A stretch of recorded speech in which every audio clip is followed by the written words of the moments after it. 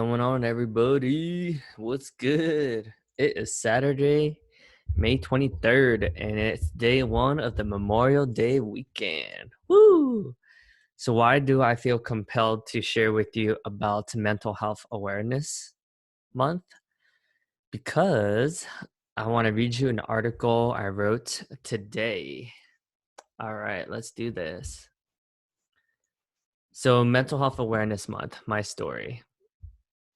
And this is inspired by Katie Page Weiss' post, who is a sales leader at LinkedIn. I actually don't know her, but through the news feed, I saw that she posted something that was really touching for. Actually, I'm gonna read to you her story because that's how inspiring I thought it was. And I'll link to it in the show notes as well. But here, so it's called Shame Dies in the Light, my mental health story. Hashtag care to share.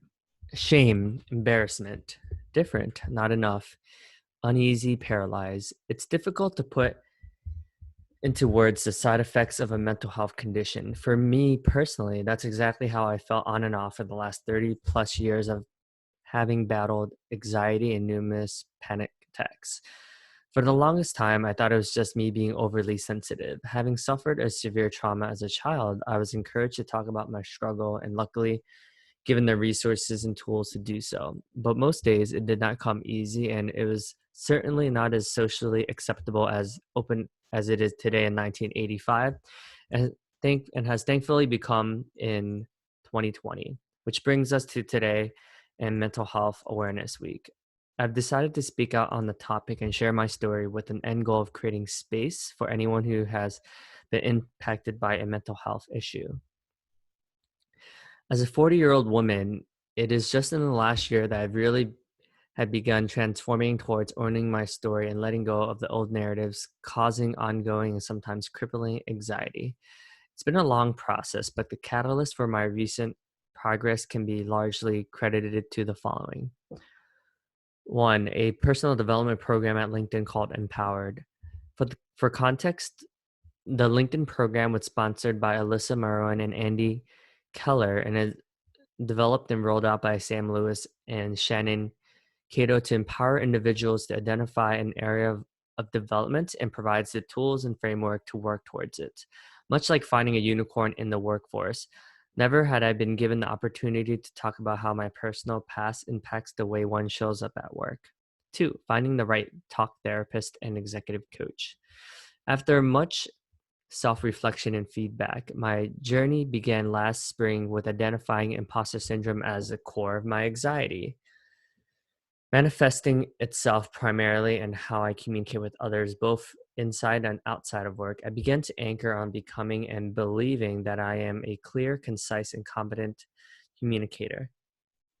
Aware of my Achilles heel for quite some time, I had been previously unwilling to peel back the layers of the onion to understand the why behind it. While no stranger to vulnerability in my personal life, Brene Brown all the way, leaning into it from a work perspective has previously been a huge obstacle. This all changed after acknowledging the root cause of what's been holding me back, the childhood drama. Don't get me wrong, it's not all sunshine and rainbows, and my journey is nowhere close to being done. But I feel more heard and seen than ever before, and for that, am eternally grateful. While there's no silver bullet to any of this, what I do know that there is power in owning your story, telling people about it, and having faith in the fact that those around you want to listen and help without judgment. Shame dies in the light, so shine that light and let your full self be seen. I promise people will love seeing the full you. Hashtag care to share. So she breeze as of Saturday, the 11:40 a.m. on the 23rd, May 23rd. She's already gotten 89 likes and 53 comments, which is beautiful. Um, so that's why I wanted to share with you my version, and I will read that to you right now. So the reason why her story definitely resonated with me is because I also suffer from imposter syndrome.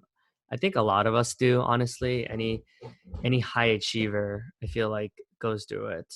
So that's the reason why I'm sharing with you. All right. So I will read my post. Okay. All right. So, inspired by Katie Page Weiss' post on LinkedIn, I've decided to share why I'm so passionate about Mental Health Awareness Month. Imposter syndrome. The other day, I shared a bit about imposter syndrome during a meeting with another team here at LinkedIn. I'll never forget the day I was crying in front of my manager, and I didn't know why I was doing that. I moved around a lot in my life and had a ton of support in my life, luckily. A ton of friends, went to college. There were so many things to be grateful for. Still, I felt a sense of aloneness. It almost didn't make any sense because I worked at a company where people would dream of working, and we had fun happy hours. It was a strong name brand, and my coworkers were brilliant. I was fortunate enough that I had excellent health insurance and me to pay for a therapist. I wasn't sure what compelled me to look into mental health. All I knew is that I had a lot of emotions to process. Growing up, my father left us one day without telling us, and I've always felt different than everyone else. We all experience some trauma in life, and that's just growing up. I was so grateful that my therapist almost took the place of my father, where I was able to heal some of that past. Speaking to him, I remember moving back to the town where I spent most of my life growing up in Cherry Hill, New Jersey. I reached out to all my previous teachers and acknowledged them for being there for me and for helping me expand on my curiosity, but there was still something missing.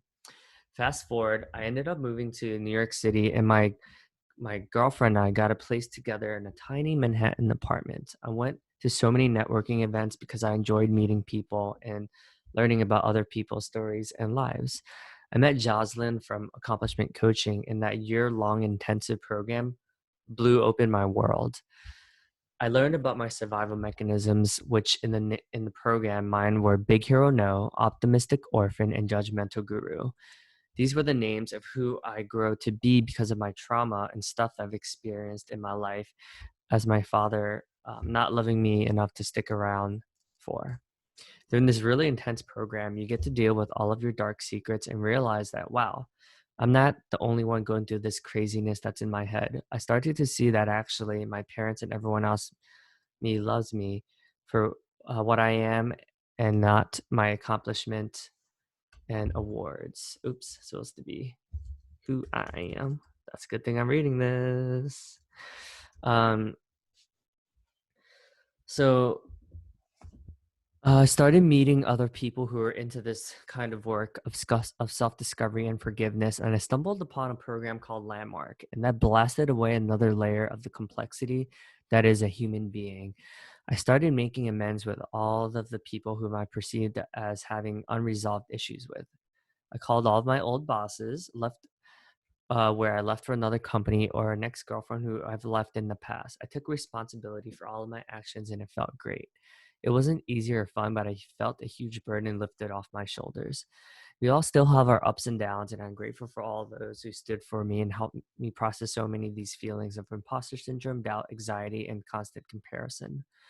Thank you, Katie Page Weiss. We don't know each other, but I'm so glad you shared your story, because when leaders do it, other employees are compelled to open themselves up as well.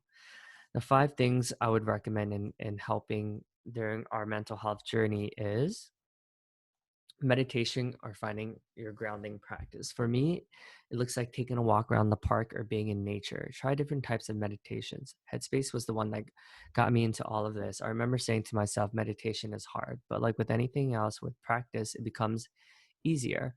I would also recommend transcendental meditation, or for anyone who's located in New York City, the Inscape Studio in Flatiron or Mindful is an excellent way for anyone in the 50s in Midtown East area to check out. That's Mindful to spell MNDFL. Number two, find a physical exercise you enjoy and make it a part of your routine. CrossFit, flywheel, yoga, and lifting has been fun in having more self-confidence on my physical well-being as well as mentally. It helps build a sharp, healthy habit and mind. Number three, find your tribe or group of friends where you can be yourself. For me, it's the social impact community, sales folks, the coaching and personal development communities. I love being with people who are curious about themselves and others and want to be the best version of themselves by having a growth mindset. Number four, finding a therapist and trying different types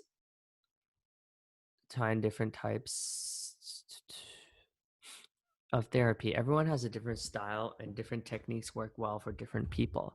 Try somatic therapy.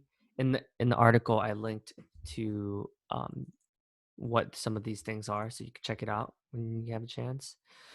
And EMDR. Ping me if you want to discuss or want a recommendation on how to go about finding the right therapist for you.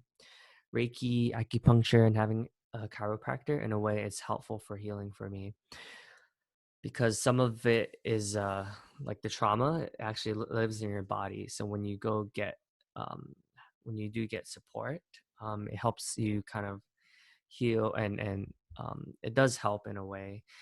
And number five, hire an executive life coach. It's helpful to have an unbiased accountability partner who you speak with regularly. They can help you be an objective point of view on what's going on and will hold you accountable to be responsible for your actions, goals, and your results. You might not always love what you hear, but you'll be grateful at the end of the tunnel when you've generated breakthroughs in areas of your life where you never thought you could. I've had a story about how I was not a great writer, and times like these give me the opportunity to impact on a much larger scale because writing reaches the masses much more easily than one on one conversations. There's value in both, obviously. I hope this us to inspire others to share their own mental health journey. So, yeah, I hope you all enjoy this. And yeah, any feedback would be great.